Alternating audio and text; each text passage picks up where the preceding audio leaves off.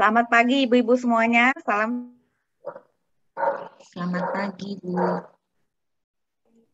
Oke, izinkan saya share screen dulu ya. Udah lama nggak ketemu, sekali ketemu sungguh menyenangkan walaupun hanya lewat Zoom. Sekarang ini kita terbiasa lewat Zoom pun kita perhitungkan sebagai pertemuan yang meaningful dan precious. Kalau dulu rasanya kurang serius deh kalau ibadah lewat Zoom gitu kan, mesti datang. Sekarang pandemi mengajar kita untuk belajar menerima satu situasi yang berbeda, satu situasi yang tidak biasa, namun kita maknain secara signifikan ya, secara berarti. Tema kita hari ini adalah tentang resilient woman ya.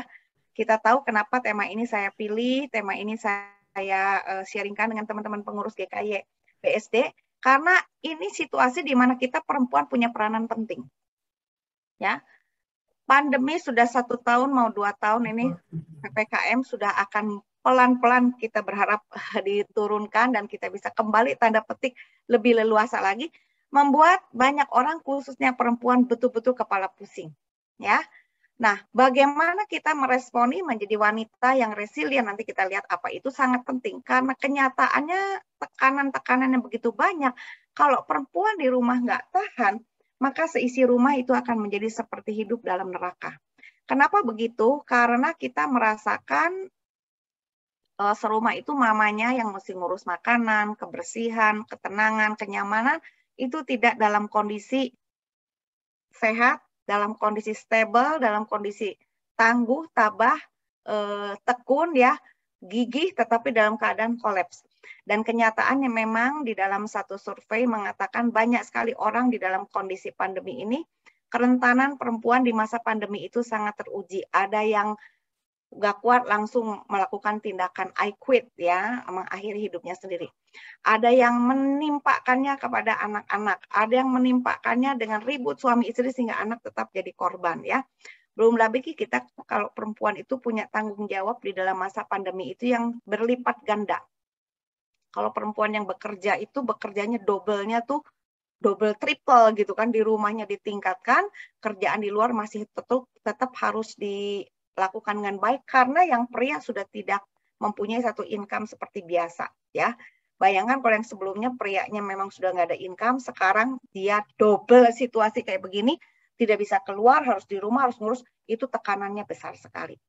So, resilience itu apa bagi perempuan? Sangat penting. Resilient itu satu, kalau definisi lihat aja lah sendiri ya di kamus-kamus. Mungkin bisa saya singkatkan sebagai satu jenis namanya ketangguhan, ketekunan, kekuatan mental untuk bisa menerobos obstacle, rintangan, ya, tantangan, tetapi nggak cuma menerobos, juga bisa bangkit gitu kalau dia dalam usaha menghadapi situasinya itu bisa jatuh. Resilience itu membuat dia bisa bangun lagi dari kegagalannya, kejatuhannya, kekalahannya, dan maju lagi dengan besar hati. So resilience is one part of character ya, satu karakter yang bagi saya itu sangat penting sekali. Resilience yang menentukan seseorang menjadi pemenang, menjadi juara gitu ya, menjadi seorang yang berhasil sampai garis akhir, seorang yang bisa berhasil sampai di puncak, bisa mengakhiri pertandingan dengan baik.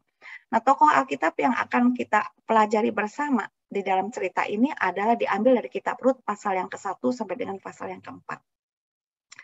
Pandemi tidak tercatat terjadi di dalam Alkitab, tetapi musibah bencana yang terjadi bertubi-tubi dalam jangka waktu yang panjang dalam kehidupan anak manusia, anak Tuhan, orang percaya, itu terjadi di kitab suci.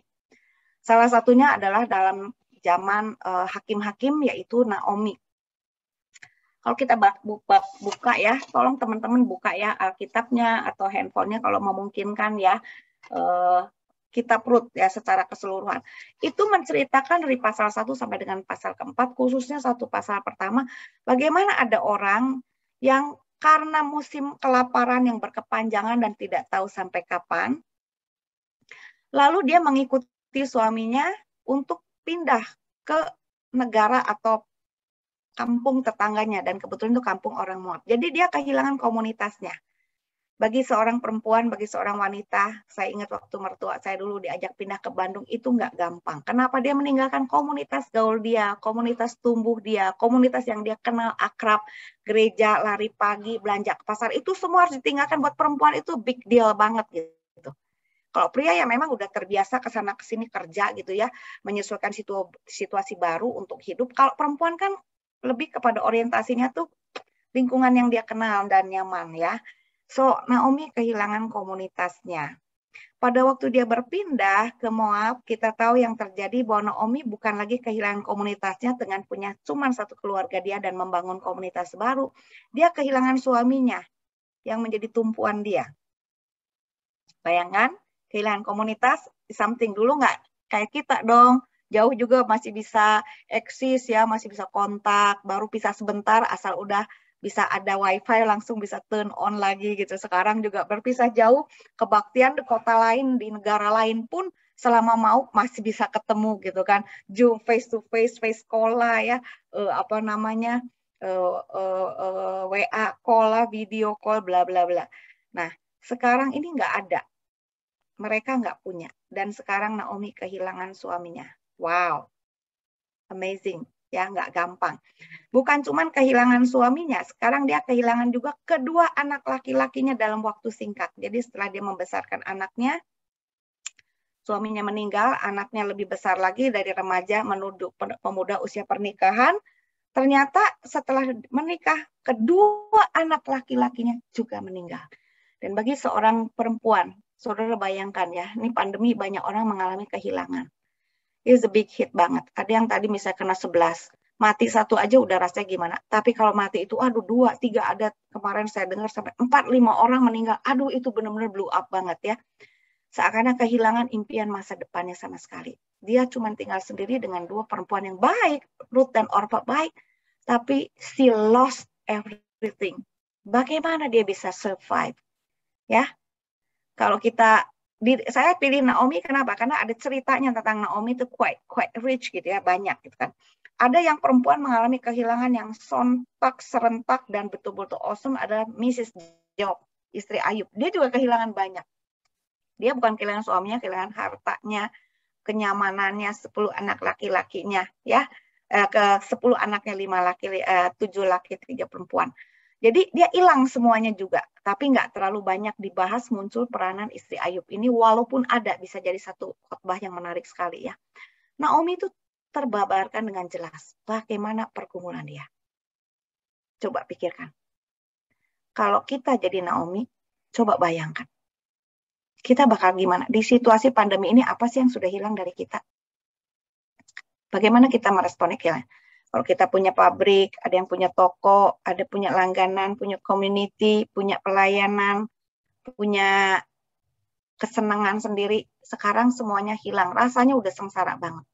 Tapi kita masih punya keluarga kita masih punya sedikit simpanan, kita masih punya pilihan untuk makan yang kita rasa baik dan sehat, yang kita senangi, dan masih bisa order makanan. Ada yang sama sekali udah nggak bisa. Ada punya uang udah nggak bisa menikmati lagi karena kehilangan semuanya.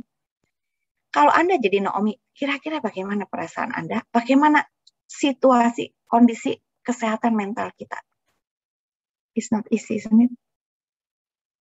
Ya, ada yang kehilangan, ditinggalin sama suaminya, baru tahu gitu, gue percaya ternyata suaminya selingkuh di depan mata dia tanpa dia sadar diselingkuhi. Sakit hatinya kayak mana? Anda bisa hadapin itu seperti apa? Hah?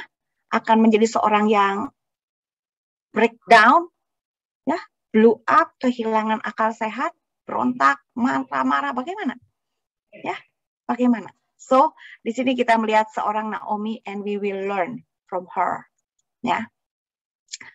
Josh Everly, seorang penulis, seorang profesor, seorang psikolog, psikiater, seorang guru besar, ya, banyak sekali karya tulisannya tentang resilience, mengatakan kenapa sih ada orang itu nggak bisa resilience menghadap masalah sulit itu, nggak bisa bertahan, tapi jadi patah kalau pohon patah, kalau ikan jadi pingsan, koma, mati ke bawah arus, kehempas mati begitu saja.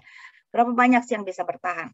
Nah, Josh Everly mengatakan ada 2 alasan kenapa orang bisa tidak resilient sehingga tidak bisa survive menghadapi hantaman hidup, kekecewaan, musibah, pengkhianatan, ya, tantangan, rintangan hidup. Satu yang berkenaan dengan apa yang namanya miskin perspektif. Jadi nggak punya perspektif gimana menghadapinya, dia nggak tahu apa-apa, nggak punya banyak pembelajaran. Lalu karena tidak punya perspektif, dia nggak bisa melakukan persiapan. Bagaimana kalau terjadi bencana? Gue mesti ngapain? Bagaimana kalau penghasilan tuh tiba-tiba hilang sumbernya, dan ada waktu setahun, 2 tahun, atau nggak tahu 3-5 tahun, di mana kita nggak punya resource baru, nggak punya perspektif bagaimana, nggak pernah belajar, selama ini cuma spending pakai, nggak pernah mikir, nggak ada planning. Sekarang mesti bagaimana? Nah, orang yang tidak memiliki satu perspektif hidup, nggak bisa mempersiapkan. Akibatnya akan memiliki ketangguhan yang minim, gampang kolaps. Tetapi kalaupun dia ternyata mau belajar, tadinya nggak tahu, sekarang jadi tahu, belajar, mau belajar, pertanyaan yang kedua, bagaimana dia meresponinya? Kalau seseorang sikapnya negatif, biasanya nggak bisa resilience, karena sudah langsung pesimis, sudah langsung blaming others, blaming self, blaming God, ya, menyalahkan diri, menyalahkan orang lain, menyalahkan Tuhan. Sikap yang negatif udah langsung pesimis dulu tentang hari depan, udah mikirnya gue mau mati aja, ya. Aduh, ditinggal suami. Saya lagi mendampingi beberapa case-case karena masa musim pandemi ini, ya. Ada yang karena pandemi, ada yang karena penyakit, ada yang karena pengkhianatan, juga berurusan dengan masalah pandemi juga sih, sehingga ada segini segitunya.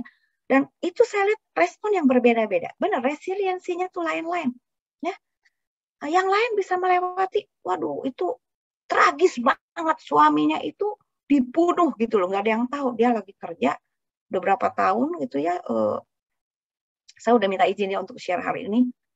Dulu kita counseling mereka suami istri karena memang ada masalah suami istri, anak masih kecil-kecil. Lalu udah baik, kita juga udah sibuk yang lain, lalu ternyata saya keluar negeri, saya balik lagi gitu kan. Mereka juga pergi ke gereja lain akhirnya. Tapi kemarin kita dengar kan ada jemaat 1 hari 3 meninggal, ya. 3-tiganya pria, 2 pria 1 wanita, yang 1 biasa ya. Yang 2 ini. Hasilnya yang 1 itu yang meninggal, saya pikir waduh, cilaka nih. Ternyata dia menjadi wanita yang begitu resilience. Ya, dia punya persiapan yang cukup baik, punya komunitas keluarga yang mendukung. Waktu kemarin 100 hari peringatan, saya sangat salut dan kagum akan pekerjaan Tuhan dan pilihan dia untuk menghadapi situasi yang begitu getir dan pahit. Karena suaminya meninggal secara tragis, kejam, dibunuh orang, ditusuk-tusuk orang. Dalam kondisi suaminya sedang jadi suami yang sudah menjadi baik, kepala keluarga, jadi imam, ayah yang baik, suami yang sangat mencintai istri. Sebelumnya memang ribut bertahun-tahun yang lalu. Saudara bayangkan, gregetnya, kesalnya, sedihnya, marahnya gimana. Tapi dia bisa survive. Nah, yang lainnya suaminya baik, selalu baik, nggak pernah nggak baik, selalu sabar, selalu menemani. Anaknya kehilangan, istrinya ini kehilangan, anaknya harus survive, maju, tapi dia kind of very tired. Kenapa mamanya tidak bisa hadapin? Mamanya udah 100 hari. Aduh, gue mending mati aja, dia nggak tahu bagaimana hidup. Itu resilience. Dan betul sekali kata Jos. Kenapa? Miskin perspektif. Nggak tahu mesti bagaimana. Lalu kalau yuk kita dampingin keluarga, family, teman, komunitas. Yuk kita dampingin kamu. Gimana ngadepinnya? Saya ada planning untuk mengumpulkan ibu-ibu yang ditinggalkan oleh suaminya dan sudah berhasil survive. Ada yang setahun dan 5 tahun, ada yang kesedihannya setahun dan lain sebagainya. Kita kumpulin bareng. Nah, sekarang yang kedua, masih punya sikap positif atau negatif untuk respon reality yang nggak bisa berubah, and want to learn, open to learn, terbuka mau belajar, terbuka kepada Tuhan yang punya kedaulatan, terbuka kepada peluang kehidupan yang masih bisa, karena dia masih punya banyak, ya, punya badan yang sehat, punya uang simpanan yang cukup, punya komunitas keluarga yang masih mendukung, gitu kan. Cuman masalah dirinya aja. Orang yang tidak memiliki perspektif dan ketika diberi kesempatan belajar bersikap negatif, itu nggak bisa jadi resilient. Resilient woman bisa mengalami kemunduran, merasa ketakutan, kewalahan, tapi kalau mereka memutuskan berjuang dan bukan menjadi stres, dia mau membuka diri terhadap peluang, dia bisa jadi seorang yang survive. Jadi itulah bedanya kalau ikan itu tenggelam atau berenang melawan arus dan menuju kepada tujuan. Ya, itulah bedanya satu pohon itu menjadi break, ditiup angin tuh patah, mati, ya, ada yang tercabut, terbantun sampai ke akarnya, atau menyesuaikan diri menjadi pohon yang menjadi unik gitu kan. Jadi bengkok tapi tetap hidup dan tumbuh, akhirnya jadi satu tanaman yang mempunyai nilai yang sangat berharga, mencatat sejarah di dalam keberadaannya. So kita belajar bagaimana dengan Naomi, ya. Naomi memiliki sikap dan pilihan menerobos badai hidup dengan sikap resilient yang bisa jadi pelajaran buat kita, ya. Yang pertama yaitu apa? Kalau kita lihat waktu Naomi menghadapi musim kelaparan dan suaminya berkata, kita punya anak nih, kalau saya taksir ya, dari perjalanannya dia menikah dan kenapa pindah, anak-anak kita masa pertumbuhan, perlu makan yang cukup, kita punya segala sesuatu masih ada, tapi nggak bisa beli makanan. Kita mati semua kalau begini. Anak kita mati bagaimana? Ada peluang, pergi ke Moab. Pergi ke Moab. Naomi sigap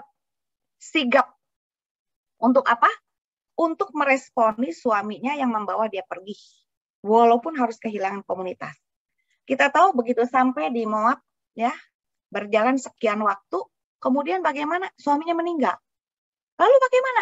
Dia sigap mengambil langkah, tetap mendampingi anaknya. Kalau mau pergi pulang sekarang, nggak ada lelaki mengawal, anaknya masih remaja tanggung, di jalan bisa bahaya, jual-jual ini lagi, baru aja beli misalnya uang yang di sana dijual, rumahnya, tanahnya digadekan, lalu beli di sini di lokasi baru, mungkin tenda baru kah, rumah baru, dan lain sebagainya. So dia harus jual-jual lagi sendiri dengan anak 2, dia nggak bisa pulang. Oke, dia adjust. Dia sigap mengambil langkah untuk membesarkan anaknya. Anaknya besar, mencari pasangan, karena sulit lagi balik lagi. Itu sigap, cepat. Ya, di sini kita melihat adanya satu sikap daripada Naomi yang mau terus belajar. Dia terbuka untuk belajar menghadapi situasi baru. Pindah ke komunitas baru, ya, menyesuaikan dengan makanan, budaya, dan lain sambil menjaga anaknya bisa tetap besar dengan nilai-nilai yang diturunkan dari Musa, ya, sebagai orang Israel. Lalu ketika suaminya meninggal, dia terbuka belajar bagaimana sekarang dia menjadi kepala keluarga. Meneruskan apa yang suaminya lakukan untuk mengatur kehidupan, mungkin mulai usaha kecil-kecilan, mengatur anaknya, mendidik anaknya, membagi tugas kepada anaknya supaya bisa mandiri, bisa membangun rumah tangga sendiri. Dia terbuka buat belajar. Amazing nggak? Bagi saya ini luar biasa sekali loh. Nggak gampang loh, ya. Dan bukan cuma jadi seorang yang terus terbuka buat belajar. Ketika dia tidak terlalu dikatakan benar, tapi kita melihat di sini anugerah Tuhan, kesalahan yang kita serahkan kepada Tuhan dengan kesadaran, dengan kemurahan Tuhan, Tuhan selalu bisa perbaiki, ya. Dia mau mengambil menantu orang Moab. Kan udah bilang Musa, jangan mengambil perempuan asing, perempuan dari tanah ini, orang Kanaan. Tapi dia posisi di sana, ya. Tetapi yang dipilih oleh dia, menariknya anaknya juga bisa milih atau mereka sepakat, adalah orang-orang yang mau belajar tradisi budaya daripada keluarga Naomi. Karena kita lihat keduanya memilih mengikuti Naomi. Sampai akhirnya, no, saya nggak bisa kasih anak lagi menurut adat saya. Kamu masih muda, build your own family. Orpa kembali, tapi Ruth tetap ikut. Dan dia menjadi salah satu nenek moyang daripada silsilah Raja Daud, silsilah daripada Yesus Kristus. Ya kan? Jadi kita lihat Naomi ini seorang yang mau terus belajar, ya, dan juga seorang yang tidak mengasihani diri sendiri, ya. Kalau tadi teorinya George Everly itu dia tidak miskin perspektifnya kaya, lalu dia juga orangnya positif, tidak bersikap negatif, ya. Ini luar biasa sekali. Ini ciri-ciri wanita resilience. Dan kita dimungkinkan oleh Allah untuk itu karena Tuhan hadir dan memberikan kasih karunia kepada kita. Lalu yang ketiga saya melihat, teman-teman bisa melihat nggak? Naomi ini seorang yang di tengah situasi buruk demi situasi buruk demi situasi buruk. Kehilangan demi kehilangan. Memulai sesuatu yang baru demi memulai sesuatu yang baru. Dia punya keberanian untuk kembali berharap. Aduh, masih punya 2 anak. Besarin, masih bisa punya keluarga. Betul loh, akhirnya punya mantu yang baik, hidup bahagia. Tapi waktu bahagia belum punya lagi cucu, ya, meninggal 2 anak laki-lakinya lagi gitu kan, ya. Itu kalau untuk seorang wanita benar-benar udah bisa seni, udah bisa sinting deh kali ya, bisa gila, bisa putus asa, marah sama Tuhan. Yet dia masih bisa berani berharap, aku lebih baik balik aja. Sekarang tuh cuma sendiri. Toh bawaan saya nggak banyak. Makanya dia bilang kan di pasal kedua, aku pergi dengan tangan penuh, aku kembali dengan tangan kosong. Jadi bawaannya nggak banyak. Siapa yang akan merampok seorang perempuan tua kalau sendiri? Kalau bawa perempuan muda malah lebih berbahaya. Udah kamu kembali. Dia masih bisa berharap. Ya, luar biasa nggak? Luar biasa. Walaupun kalau kita lihat lagi pasal kedua, memasuki Bethlehem, dia bilang, itu kan Naomi. Naomi bilang, jangan panggil saya Naomi, artinya pleasant. Panggil saya Mara. karena saya hidupnya penuh dengan kepahitan. Tangan Tuhan yang maha tinggi teracung melawan saya. Saya pergi dengan tangan penuh, saya kembali dengan tangan kosong. Nah, di situ kelihatannya seakan-akan Naomi ada sedikit, aduh Tuhan kenapa tak. Tapi meskipun dia merasa Tuhan kasih tangan yang keras, Naomi tidak membelakangi Tuhan, tidak mengutuk Tuhan, tidak meninggalkan Tuhan. Pada waktu dia melihat Ruth mendampingi, dan Ruth ternyata setia untuk menjadi menantu yang mendampingi dia, bekerja untuk menghidupi dia, dan melihat peluang dengan Boas, kita tahu dia melihat ada tangan Tuhan yang dia perhitungkan untuk bekerja, sedang bekerja, masih bekerja, dan peduli kepada dia. Dia pikirin kebaikan daripada Ruth. Yang kita tahu at the end of the story, bahwa akhirnya justru Ruth bisa menikah ya dengan arrangement daripada mertuanya. Bagaimana caranya? Karena itu tradisi ya, itu enggak biasa bayangin perempuan masuk ke tempat, kalau kita sekarang ke kamar elitnya, VIP-nya laki-laki kan kayaknya enggak sopan banget ya. Tapi di situ memang ada tradisinya yang membuat hal ini tidak. Jadi kita nggak boleh lihat satu situasi budaya dengan kacamata budaya yang berbeda. Esensinya itu apa saja ya. Nah, dari situ kita melihat akhirnya mereka menikah dan punya anak, dan anak itu dibesarkan sebagai keturunan daripada garis Elimelech. Baru kemudian anaknya mereka sendiri ya. Dan Naomi diperhitungkan di situ. So di sini kita melihat berani berharap dan tetap memperhitungkan Tuhan. Orang-orang yang punya resilience, saya melihat memiliki sikap seperti ini. Bagaimana dengan teman-teman sekalian?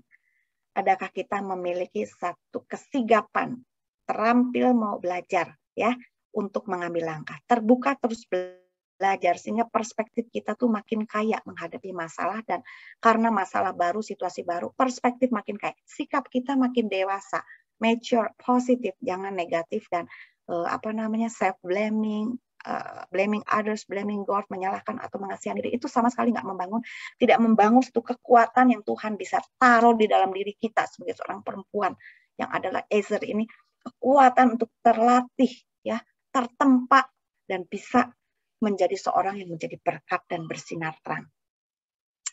Nah, apakah sauh harapan kita sebagai orang percaya untuk resilient? Ya, kalau kita lihat bahwa apa yang terjadi dengan Naomi, dengan Ruth, dengan kemudian menghasilkan anak ya Boas, membangun satu pohon yang menjadi akar daripada juru selamat kita Tuhan Yesus ya. Ada 3K yang dalam hal ini menjadi satu sauh harapan orang percaya untuk resilience. Yang pertama yaitu apa? Kedaulatan Allah yang tidak berubah. Kita boleh percaya dengan resilience, kita tidak akan rugi, tidak akan celaka, tidak akan capek, tidak akan gagal. Kenapa? Karena kita punya Allah yang berdaulat dan kedaulatannya tidak berubah. Tidak ada satu hal yang terjadi itu di luar kendali Allah, baik ataupun buruk. Dan kita boleh percaya bahwa kedaulatan Allah itu bukanlah kedaulatan yang tidak adil, kedaulatan yang membabi buta, tapi kedaulatan dalam hikmat dan kasih Allah. Sehingga walaupun ada sesuatu kejadian peristiwa yang kelihatannya tidak adil, kelihatannya tidak benar, tetapi kita boleh percaya karena kedua ada kasih karunia Allah yang tetap setia, yang sama untuk bisa menolong orang yang diperlakukan tidak adil, yang tertimpa musibah masalah, atau yang dikhianatin, untuk bisa menghadapinya dengan positif dan tidak jatuh dalam dosa melakukan yang sama. Tapi maju ke depan sebagai seorang pemenang dan orang yang bersih berdiri tegak dalam terang. Ya, jadi apa dasar kita bisa resilience? Kedaulatan Allah, semua dalam kontrol Allah. Jangan takut, percaya Dia ada di sana. Kedua, ada kasih karunia, kita tinggal minta. Ibrani 4:6, datanglah dengan segala keberanian kepada tahta kasih karunia Allah. Karena di situ ada kekuatan untuk mendapatkan pertolongan pada waktunya. Dan yang ketiga, kesanggupan Allah yang tidak pernah gagal untuk membantu kita dan membuktikan dirinya hadir terlibat dalam hidup kita. Sejarah membuktikan satu persatu cerita mana di dalam Alkitab yang menghadapi bencana gitu ya. Situasi yang sangat jelek tetapi akhirnya lewat dengan baik. Esther yang kehilangan orang tuanya, dia menjadi ratu. Nehemia, Daniel dan kawan-kawannya akhirnya menjadi pemimpin di Babel, ya kan? Mencetak sejarah, ya. Naomi dalam cerita kita hari ini, ya kan? Dia menjadi seorang seperti kehilangan semuanya, tapi dia menjadi dapat semuanya. Ya, di dalam ending pasal keempat dikatakan Naomi itu kamu mempunyai seorang Ruth yang lebih berharga daripada 7 anak laki-laki. Isn't it wonderful? It's wonderful, ya, wonderful banget, oke? So, di dalam hidup ini saudara punya pilihan untuk bertumbuh, tangguh, melewati liku-liku kehidupan, atau menyerah.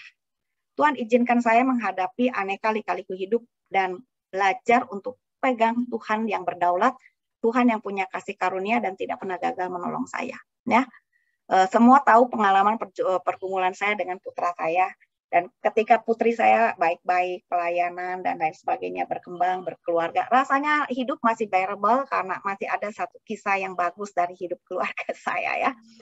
Sampai terjadi musibah waktu saya di Amerika setelah suami emeritus, kita tahu 2018 emeritus, kemudian memasuki akhir tahun kami di Amerika itu, dapat kabar bahwa Oki menantu kami ditabrak, mengalami kecelakaan dan meninggal dunia. Dan itu menjadi sepertinya dunia itu runtuh.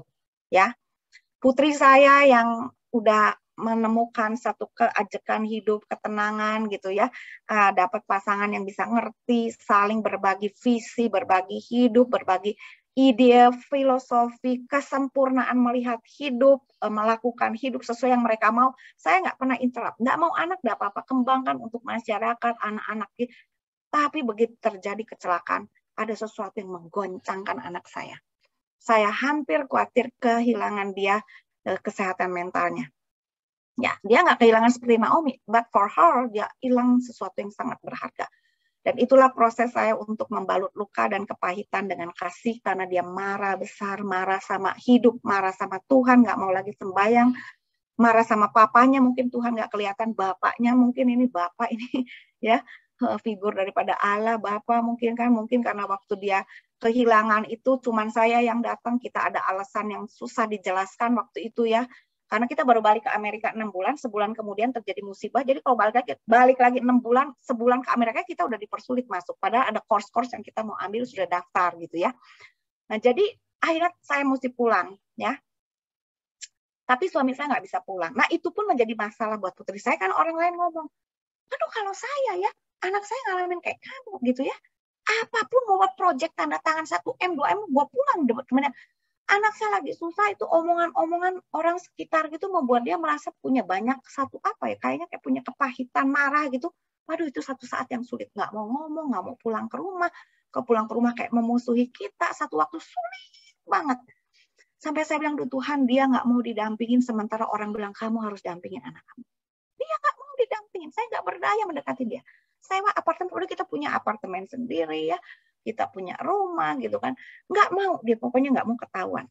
Itu saat-saat sulit bagi kamu, bagi saya sebagai seorang ibu. Saya cuma berdoa Mazmur 139, nggak ada titik di mana orang melarikan diri, Tuhan nggak ada di situ. Nggak ada saat di mana orang sedang menjauhkan diri dari Tuhan, Tuhan nggak ada di situ dan tidak peduli. Gelap pun jadi terang. Ya, nggak ada satu keamanan di mana orang menghadapi bahaya, di mana Tuhan nggak ada di situ, nggak bisa lindungin, kecuali Tuhan memang waktunya tiba dia mati. Hanya itu yang membuat saya kalau malam bisa tidur tenang dan menyerahkan dia kepada Tuhan. Berproses, membalut luka dan duka dalam kepahitan, merajut benang merah dengan harapan, karena putri saya tetap adalah putri, dia seorang yang adore papahnya. Ya, ada anjing kesayangan dia, kesayangan suaminya, aduh meraung-raung anjingnya, anak saya udah suntik mati aja daripada dia susah, gue juga lihat dia susah, gue nggak bisa rawat dia, gue mesti traveling, pergi jauh, ke New Zealand, pergi ke ke Hobbit Community itu, tempat bikin film yang Hobbit itu ya, trilogi itu loh ya, Lord of the Rings itu loh, pergi diving, dia ambil master diving, apa pokoknya menjauh lah, ke sana ke sini. Saya bilang, bagaimana Tuhan? Irene bilang, kalau papi mau baikan lagi, urus anjing aja. Dulu Oki juga menangin hati saya lewat anjing, dog diplomasi. Suami saya rawat anjing, saya bantuin dia rawat anjing. Nah, suami saya bikin, ini saya udah tua nih, papi kalau mandiin anjing sendiri nih, capek, sudah nggak muda lagi. Kamu kapan ke Bandung, mandiin dong bareng-bareng. Nah, mulai mandiin bareng-bareng, belajar Mandarin. Mulai saya, akhirnya mau belajar Mandarin, itu si papi aja belajar Mandarin. Mulai les Mandarin, dan akhirnya merajut kembali sesuatu yang hilang itu Tuhan kembalikan. Tuhan kembalikan. Dan saya tinggal menunggu penggenapan rancangan baik Allah dengan kasih karunia Tuhan. Semuanya baik, normal, komunikasi, family time, dan lain sebagainya. More than that, saya sudah hampir tidak berani bermimpi untuk hari depan. Oke? Ada satu lagu saya senang ya. 不管天有多黑，星星还在夜里闪亮。不管夜有多长，黎明早已在那头盼望。不管山有多高，心中的个心心中心心apa ya? Sin aduh saya jadi lupa. Ada iman di dalam hati membuat saya bisa berjejak di atas gunung. Bukuan lu yo toyen, jalan nggak tahu berapa jauh. Sinjong yo airen ran kei, ling tao yin chen ya ling tao. Maksudnya sampai di ujung jalan begitu kan ya, saya lupa syairnya. Pukul ya, saya sudah lewat berapa banyak kesusahan, berapa banyak air mata. Apakah kamu masih berani bermimpi tentang hari depan? Tapi Tuhan masih lihat di depan ada harapan, mata kamu lihat enggak? Nah ini satu tantangan buat saya. Saya belajar untuk berharap yang terbaik, tapi saya siap untuk yang buruk. Saya nggak berani berharap putri saya bisa punya keluarga lagi. Karena kehilangan yang pertama udah so touchy. Kalau dulu kita nggak, aduh doain dapat suami, mungkin dia masih single, dia nggak merasakan kehilangan ini. Dan nggak ada pengalaman iman yang bagaimana. Tapi Tuhan izinkan semua, pasti Tuhan punya rencana. Ternyata Tuhan masih punya rencana yang baik. Lewat kepergian Oki, Tuhan mempertemukan Airin karena Oki meninggal, ketemu dengan arsitek lain yang sekarang sudah jadi suaminya dia, ya. Dan mereka sama-sama, saya juga heran bisa pas dapat arsitek lagi yang ngerti, yang bisa juga melanjutkan visi daripada Oki dan sama-sama kesepakatannya gitu kan, dapat orang Bogor gitu kan. Dan saya melihat there is nothing impossible for God to help us, to help me, to help my daughter, to help my family. Untuk terus melangkah ke depan, belajar merawat luka, bukan merawat duka, menangisi duka, ya. Terus mengisi asa, ya, sambil terus maju, terus ngisiin gimana tetap punya asa, punya kekuatan, punya keberanian maju, ya. Dan mengandalkan, bagi saya mengandalkan Allah sebagai sumber harapan, juga mengandalkan Allah untuk putri saya. So, resilience is for me is very important and is possible dan mungkin dan sangat penting. Maya Angelou, seorang tokoh perjuangan wanita, berkata, kita mungkin menghadapi banyak tantangan dan kita dikalahkan berulang kali. Mungkin oleh manusia, mungkin oleh kekuatan manusia, mungkin oleh kekuatan si jahat, oleh peristiwa hidup. Tetapi we must not be defeated. Kita punya pilihan untuk tidak membiarkan diri dikalahkan. Nah, itu pilihan. Kekayaan perspektif. Satu, sikap yang positif, yang mengandalkan Tuhan, yang mempercayai Tuhan, yang melibatkan Tuhan, dan mau belajar. Karena kita ini bukan produk apa yang terjadi di dalam masa lalu. Tapi Stephen Covey mengatakan kita punya pilihan.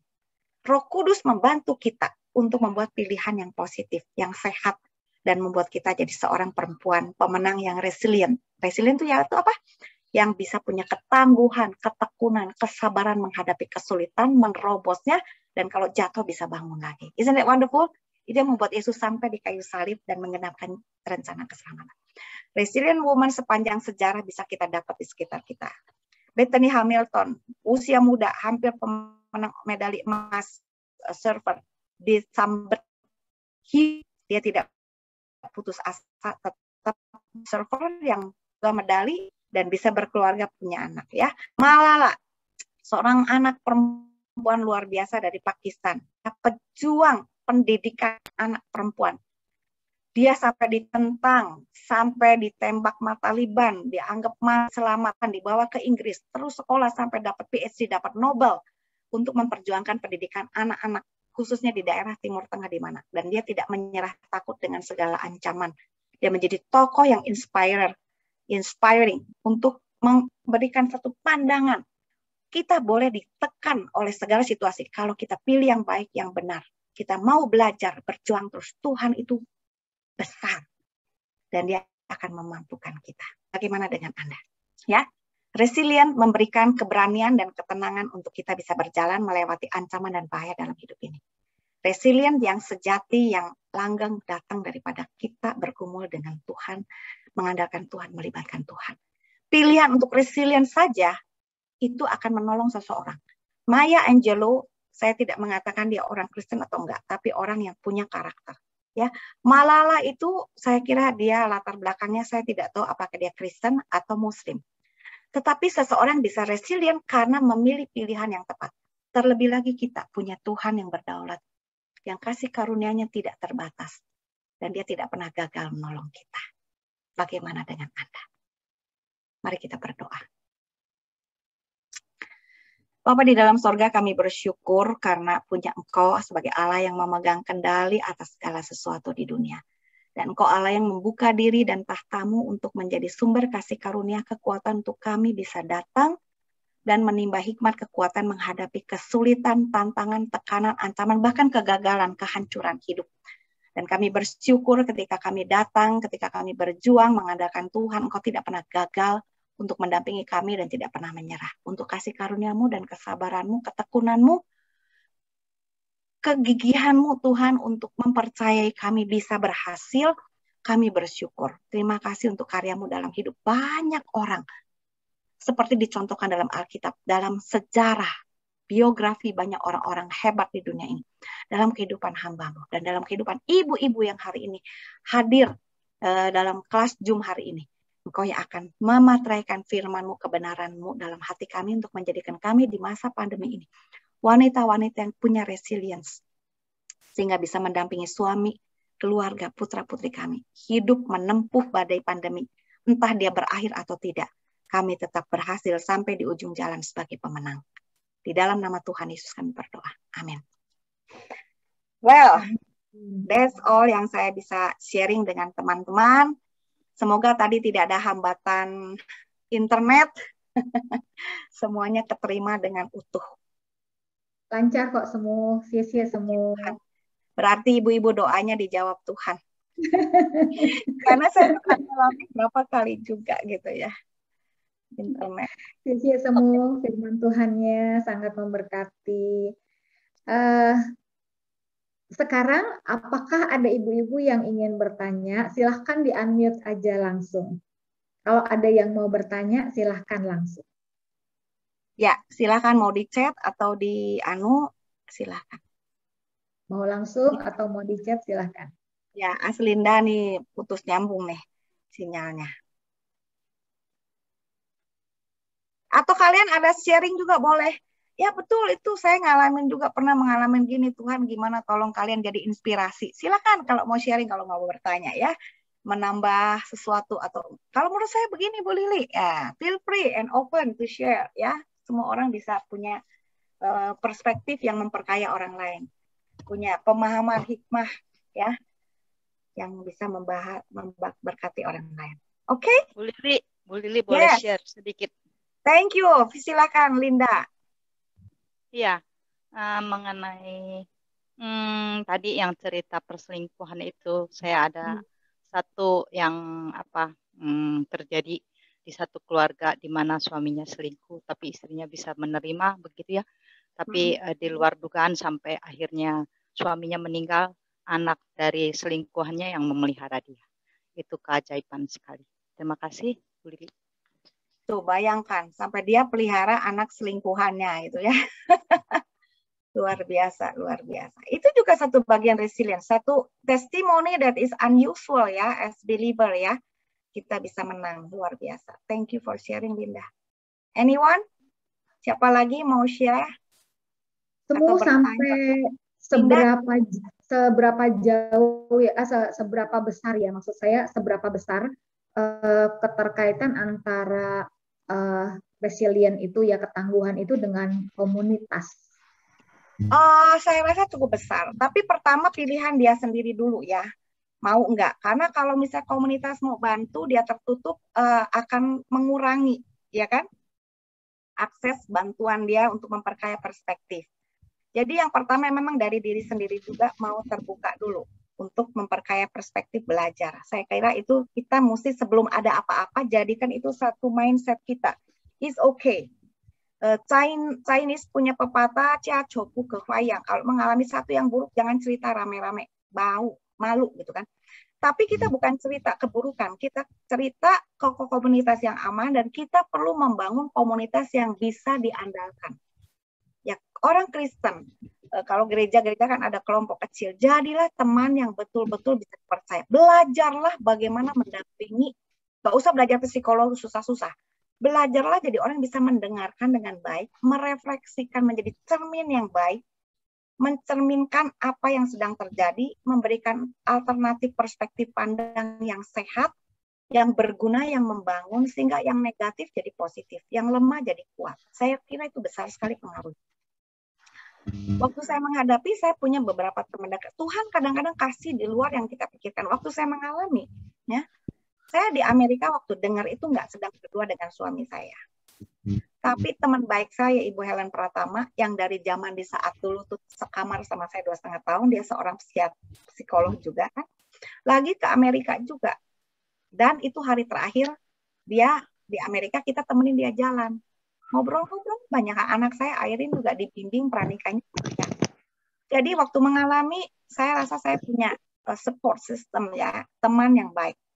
Airin di Bandung dengan teman-teman dekatnya di Bandung Philharmonic dan community dia, ada orang-orang yang somehow cukup dewasa wawasannya, not all Christian though, tapi mendampingi dia melewati saat sulit itu, sehingga walaupun dia tidak dekat ke kami waktu itu karena pergumulan iman dia, mungkin ya kenapa Tuhan izinkan hal yang nggak make sense seperti ini, orang sembarangan naik motor begitu cepat, menabrak ya, dan juga ya dia ada internal, dia ada tulis buku karya dia dengan suaminya yang meninggal itu, regret, scratch and regret.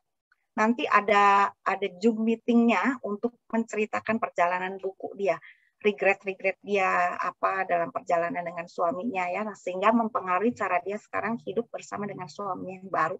Sangat berbeda sekali memang saya lihat. Aduh, itu satu perjalanan yang tidak mudah ya untuk anak saya. So community is very important, Bu Indah. And for us, bagi kita perlu jadi community yang sehat, yang nggak gampang memberikan perspektif yang keliru. Belajar memberikan komentar yang sungguh-sungguh wise gitu kan. Misalnya seperti anak saya waktu itu terima banyak orang yang baik sih, teman baik, tapi misalnya, waduh, kok papa kamu nggak datang ya? Itu menimbulkan kemarahan kepada papanya di tengah pergumulan dia gitu kan. Padahal dia nggak tahu situasi kita. Tapi it's allowed by God for us to learn to grow, apa yang mungkin juga memang hilang gitu kan, missing atau kurang. Jadi nggak apa-apa, Tuhan bekerja untuk mereka-rekakan kebaikan. Oke? Okay? So community is very important. Very important. Saya lagi ngambil kuliah juga, ya ini Tuhan kasih izin ya, namanya mental health coach. Nah, itu kalau jadi coach itu di kelompok kecil perlu belajar itu, ibu-ibu, pemimpin-pemimpin kelompok kecil, bukan perlu belajar degree yang tinggi, enggak, hanya bagaimana mengerti, mendampingi, mendengarkan, memberi respon, ya, hadir dalam percakapan. Saya sendiri orang yang terus perlu banyak belajar, dan saya bersyukur itu membantu sekali, ya, membantu untuk kita bisa hadir jadi supporter orang-orang yang sedang menghadapi tantangan supaya bisa resilient. Oke, thank you Bu Windah. Oke, Sisi mau. Apakah ada yang lain lagi, teman-teman? Saya buka untuk satu orang lagi. Kalau ada yang mau bertanya, silakan. Kalau ini temanya soalnya seru, berat, otentik. Relevan sama kita, tapi kalau mau bertanya soalnya kan menuntut satu keterbukaan juga ya, bahwa kita ada pertanyaan apa gitu kan. Nah kalau misalnya ada bisa nanti secara pribadi WA sama pemimpin kelompok bagaimana ya, kalau WA sama saya feel free aja, nggak apa-apa. Iya, mungkin sudah tidak ada yang mau bertanya, sudah saya cukup. Mau bertanya semua. Oh iya silakan Bu. Ya. Bu Lili, kalau ini saya punya teman saya ini beberapa waktu yang lalu kena COVID, kemudian ternyata itu keluarganya tertular, itu suami dan anaknya, dan ternyata suaminya meninggal gitu, karena mungkin suaminya punya komorbid di usia yang memang masih muda, kira-kira seusia saya, mungkin sekitar 55 tahun gitu, dan istrinya ini shock sekali sampai sekarang ini, ya dia pikir. Ya, dia cerita ke kami, dia pikir dia wanita yang tangguh gitu ya, karena selama ini sepertinya di keluarga itu memang dia yang ulet gitu loh, baik dalam pekerjaan pun bukan suami tapi dia gitu loh, jadi dia kuat memang di dalam keluarga itu gitu kan, suaminya orang yang tenang, kalem, slow gitu loh, tapi dia orang yang energik yang istrinya ini, tapi ternyata setelah pada waktu suaminya ini meninggal, dia tuh sangat shock dan dia pikir oh dia tetap bisa kuat gitu, tapi ternyata dia bilang ke kami, ternyata saya bukan wanita yang tangguh, dia bilang itu karena sampai sekarang ini itu dia nggak bisa tidur kalau malam sampai jam 4 pagi dia nggak bisa tidur gitu. Jadi apa namanya dia belum bisa ini apa namanya kepikiran terus gitu ya sama suaminya, meskipun dia tahu dia bisa menerima kalau ya ini kehendak Tuhan itu, tapi ternyata sampai sekarang ini dia masih ini apa namanya sulit untuk tidur bahkan sampai jam 4 pagi. Di sini ya saya mau tanyain sebagai teman, selain kita berdoa itu apa yang bisa kita lakukan untuk mendampingi gitu Bu Lili? Karena kadang-kadang untuk komentar ini juga takut ya, maksudnya komentar ini bisa juga salah. Apakah kita hanya mendengarkan atau bagaimana gini Bu Lili? Betul sekali, betul sekali. Sudah berapa lama ya suaminya meninggal? Baru atau baru sekali, mungkin sekitar 2 mingguan, belum sampai 1 bulan. Oke. Ya, itu masih dalam masa sampai 1 bulan kita lihat trauma. Kalau menghadapi sesuatu itu trauma penting itu 3 kali 24 jam ya. Setelah itu memang ini menentukan. Respon dia menentukan untuk nanti ke depannya menjadi seperti apa ya. Nah, apa namanya? Hati-hati respon kayak nanti semua jadi indah pada waktunya. Aduh, airin tuh makanya nggak mau ke gereja. Itu orang gereja itu ya gak kira-kira ngomong gue suami mati begitu tragis ya.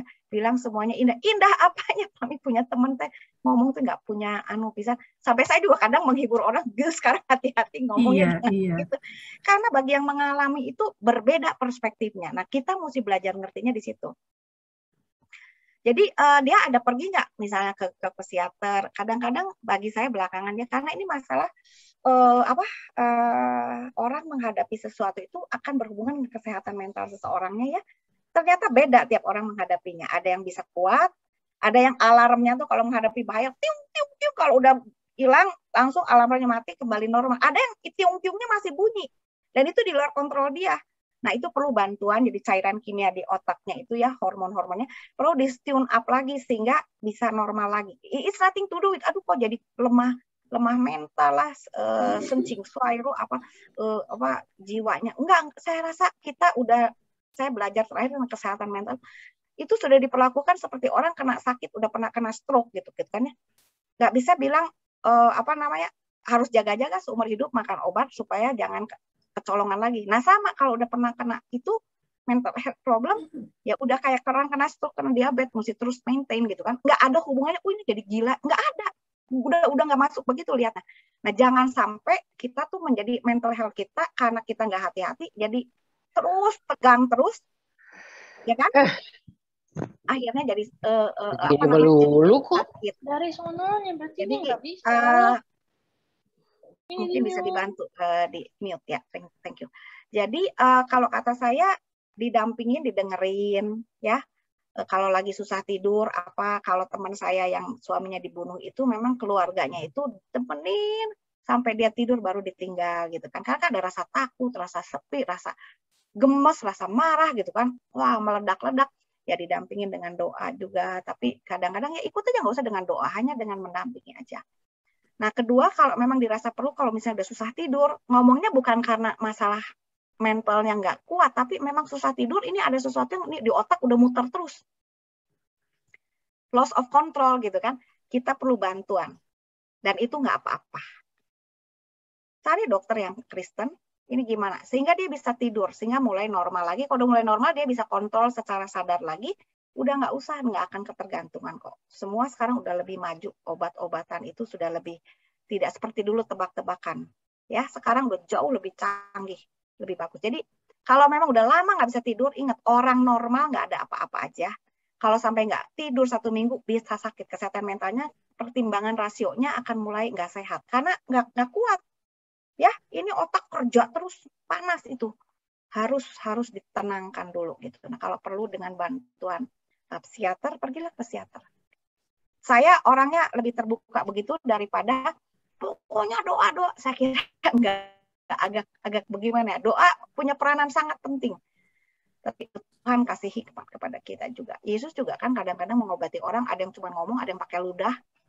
Medication dia kan, ada yang pakai tanah gitu dibalur-balur gitu kan sepertinya, ya enggak? Perjanjian lama ada suku pakai kue bara. Apakah ada apanya? Nggak tahu, itu cuma satu sarana medikasi, berarti sesuatu yang make sense harus dilakukan ya. didoakan dengan minyak, itu kan obat juga sebetulnya. Mungkin sekarang jenis minyak yang untuk relaksasi gitu ya, kita mana tahu gitu kan. So everything is yang baik itu dari Tuhan. Itu aja mungkin Bu ya. Ya.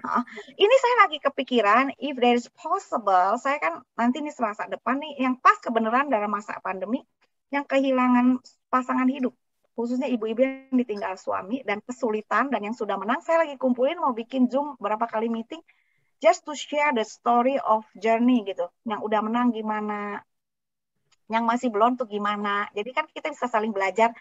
Karena kalau yang gini tuh kita nggak pernah ngalamin, agak susah kadang-kadang ngomongnya gimana ya. Kalau yang ngomongnya pernah ngalamin, salah ngomong pun diterima gitu loh, karena dia ngalamin. Kalau saya kan nggak ngalamin, kamu nggak tahu kan, nggak pernah kehilangan suami, kamu ngerti nggak rasanya? Saya susah juga kayak orang sakit kanker. Kalau saya nggak sakit kanker, ayo Ci, ayo musik, lu enak aja ngomong gini gitu. Gua mau minum 1 teguk aja setengah mati, suruh minum 1 umplung gitu. Padahal bagus, tapi nggak bisa diterima. Tapi kalau yang ngomongnya orang sakit kanker, itu beda gitu loh. Ya itu aja deh Bu. Jikalau misalnya berkenan dan mungkin di antara kalian hamba Tuhan ada yang satu mau bantu saya juga mendampingi, yuk kita sama-sama. Sekarang kan musim Zoom gini udah nggak lihat lokasi, geografi ya, gereja mana, kita sudah blur jadi satu semua seluruh dunia. Yeah. Not permanen ya, not permanen, hanya mungkin 2-3 kali saja untuk mendukung sampai orang dapat kliknya. Kalau dapat kliknya biasanya udah kembali normal, tinggal lagi personalnya sekali-sekali kalau dia down lagi, yuk ingetin lagi. Tapi kliknya ini mesti dapat gitu loh. Kalau dapat jangan sampai kelamaan. Yang satu ini udah 100 hari yang saya ini. Ini kan masih 2 minggu, cepetan lah. Iya. Gitu. Kalau ada boleh tuh Bu Lili. Selasa Soalnya depan ada planningnya, Selasa depan ada saya teman yang banyak seperti itu. Jadi Ini saya udah boleh share link Zoom-nya semua. Nanti saya share, please remind me ya, karena ini saya pas lagi banyak konseling kasus-kasus khusus. Please remind me Selasa pagi, nanti saya bilang juga nih, juga ada teman lain mau sama-sama belajar. Ini dari kalangan jemaat yang saya kenal. Kalau teman-teman ada yang kalangan jemaat juga ditinggalkan pasangan dan sudah berhasil gitu ya, mungkin juga bisa ajak. Kita batasinlah 10 orang gitu ya. Jadi gini, banyak perspektif itu memperkaya orang melihat hidup ini dengan berbeda di dalam track yang sama, ditinggalkan orang yang dia andalkan, entah karena penyesalan atau karena kehilangan dan ketidakberdayaan tadi, miskin perspektif dan sikap negatif. Ya, penting didoakan Roh Allah bekerja untuk memulihkan itu saja. Oke, nanti saya kasih via Bu Winda ya, karena sudah ada ini yang kayak BSD ini siapa nih Ibu tadi yang share ini? Linda juga. Ini Linda semua namanya. Oh, Linda juga namanya. Iya, Linda juga. Ya. Oke. Makasih Bu Lili. Ya, sure. No problem. Oke. Ada lagi silahkan. Thank you. Apakah masih ada lagi teman-teman?